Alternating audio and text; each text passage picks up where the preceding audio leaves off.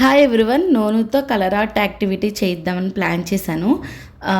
ఫుల్గా ఫ్లాప్ అయ్యింది. ఎలాగో చెప్తాను చూడండి. కేక్ కింద బేస్ షీట్ వస్తుంది కదా, దాన్ని నేను తీసుకొని క్లీన్ చేసి వైట్ పేపర్స్తో కవర్ చేశాను.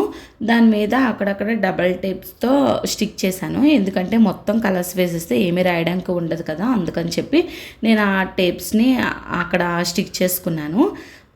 టేప్స్ తీసేసి దాని మీద ఫస్ట్ ఆర్ట్ అని నోను అని అలా రాద్దామని ప్లాన్ చేశాను అనమాట.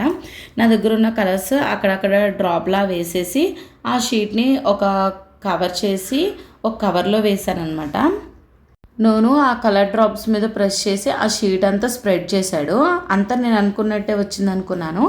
ఎండలో పెట్టాను. ఎండలో పెట్టేసి లోపలికి వచ్చేసాను. ఎప్పుడు వర్షం పడిందో తెలీదు, ఫుల్గా వర్షం పడి మొత్తం తడిచిపోయింది. ఈ ఐడియా మీకు నచ్చితే మీ పిల్లలతో ఈ యాక్టివిటీ చేయించండి. Thanks for watching.